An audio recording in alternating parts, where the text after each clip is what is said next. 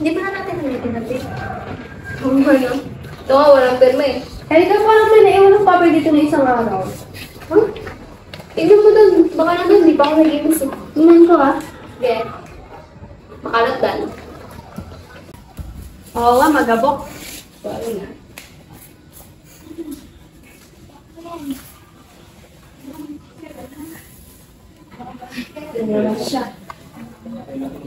Erika? Erika? Ano to? Hangin. Meron ko dito.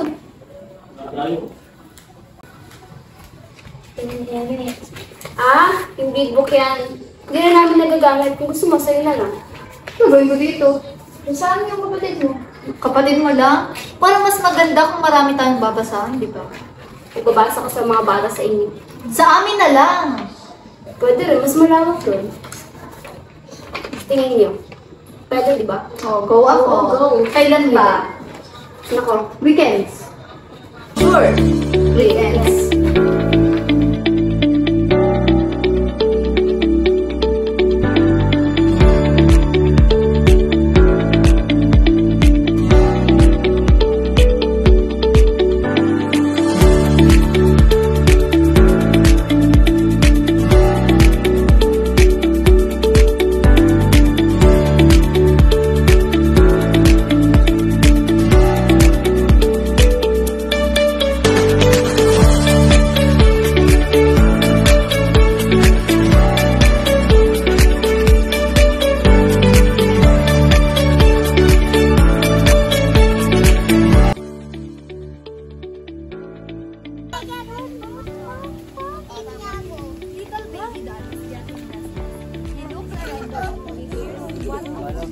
Ayaw, pag sinabi ko 8 years, yes! What ang upuan?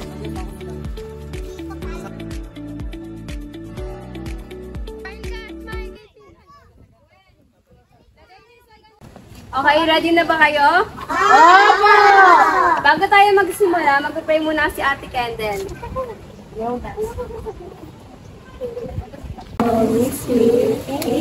Upo na ulit. Tayo magsimula, ipapakilala ko muna sa inyo sila ate at kuya. Kilala niyo na ba sila? Hindi po! Ito si ate Erika, si ate Camille, si ate Kendall, si ate Danilyn. Yung nagbi-video doon, si ate Ann Lorraine, ito si kuya Danarel, at yung nasa likod nyo, si kuya Roland. Okay na ba? Natatandaan niyo na ba mga pangalan namin? Opo! Sino ulit to? Ate Erika! Ako, sino ako? Ate Erika! Bago ko kayo basahan ng isang kwento, sino muna sa inyo marunong magkulay? Ako po! Wow naman, ang dami! So ngayon, magkukulay kayo. Ibibigay sa inyo ni ate at kuya yung kukulayan nyo. Ang may pinakamagandang kulay, ibibigyan namin ng pagkain. Sino may gusto ng pagkain?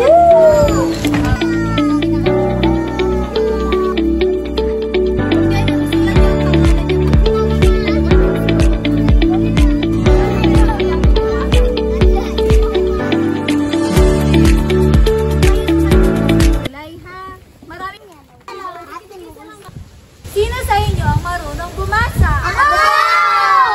Sino naman ang marunong sumulat? Ako! Ako din!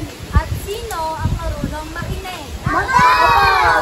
Ngayon ay may papakinggan tayong isang istorya na babasahin ni Ate Ed.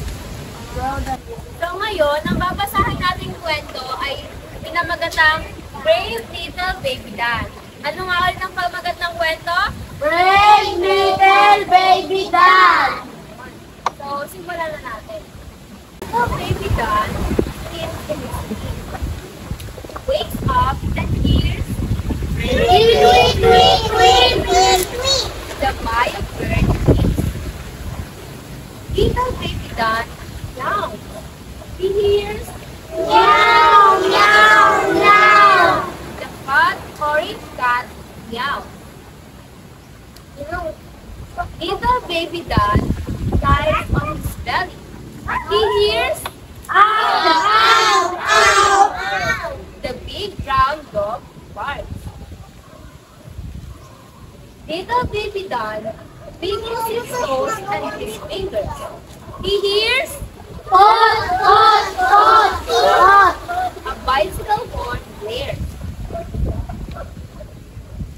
Little baby Don is getting restless. He looks around the room. He hears, "Vroom, vroom, vroom." Little baby Don is wide awake. How can my baby sleep when he hears, "Beep, beep, beep, beep"? There goes the bright colored TV.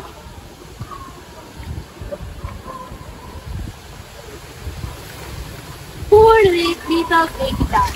He sits up and looks like he's about to cry. Mommy enters the room. "How long have you been awake, my little baby Don?" Mommy asks. She scoops him from his sleep. "And you have not cried a bit. You are a brave little baby. You are my brave little baby Don." So, ano-ano yung mga narinig niyong huni sa kwento? Beep, beep. O, sino nauna? Si Yago yung nauna. Ikaw, Yago, tayo. Si Yago. Tayo, Yago. Taas ng kamay. O, tatawagin mo kayo lahat. Ano yung narinig mo? Isa yung isang narinig. Lakasan mo. Pot, pot, pot. Sabi na? Pot, pot, pot. Sabi na? Bye. Bicycle. Very good. O, si Ace naman. Ace. Tatawagin din kita. Ano narinig mo? Vroom, vroom, vroom. Ang sabi na? Ocho. O, si Alaysa naman. Ano Naman, narinig Ace, mo? ikaw, tayo. No. Tick, tick, tick. Ang sabi na? Tick, tick, tick. Ano? Okay, Raymart. Ano? Beep, beep, beep. Sabi na? Beep. Yun. Okay, Kobe naman. Naku, nakalimutan. Tweet, tweet. Ang sabi na? Ibon. Ikaw, tayan. O, si Ikaw Ingrid, muna, ano? Inay. Meow, meow, meow. Ang sabi na? Pat. Yun. Ikaw, tayan. Ano narinig mo? Pat, pat, pat. O, yun. Ikaw, tayan. Si Dayan, ano narinig mo? Ay, wala. Masaya po kami dahil nag-oral kami at meron mga prizes. Masaya po kami dahil tinuruan po kami magbasa at mag-olay. Masaya po kami kasi marami po kami ginawang activity at nakakapusog ang ginagawa.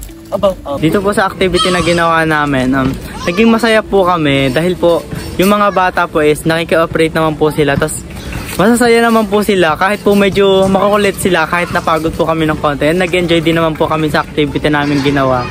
Maraming nangyari dun sa activity na ginawa namin. Parang halong saya tapos pagod kasi nakakapagod kasi medyo makulit pero yung saya kasi nakikinig sila tapos may naiintindihan. Masaya at magandang activity na ito para sa mga bata kasi nakikita namin nag-enjoy sila sa ginagawa nila at natututo rin sila makipag-communicate sa iba pang bata. Sobrang nakaka-enjoy po ng ginawa naming activity ngayon. Nakakapagod man po na i-assist sila pero natutuwa naman po kami kasi nagpa-participate po sila and nakikinig naman po sila sa mga sinasabi po namin. My heart is full just by seeing the happiness within them. Masaya po kahit na behind the camera lang po, nakikita ko po yung mga ginagawa nila tapos nalalaman ko din po nag-enjoy sila. Tapos, nagkaroon din po sila ng mga bagong friends. Well, para po sa akin, napakasaya at napakagandang experience po nito. Kasi nga po kami, nasanay po kami na nagsasalita o nagbabasa sa harap ng mga kaedad po namin o ng mas matanda po sa amin. So, masasabi ko po na ibang experience ang basahan ng mga mas bata po sa amin dahil po mas nakikinig po sila and mas energetic po sila. And pag nagtatanong po, yung honest reaction po lagi ang sinasabi nila or honest answer po.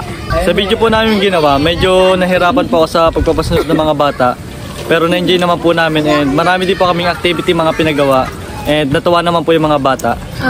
Na-realize ko po na sobrang hirap pala magpasunod ng mga bata. Pero ang saya din kasi habang nagbabasa ako sa kanila, nakikinig naman sila and kahit medyo makulit, may natututunan din naman.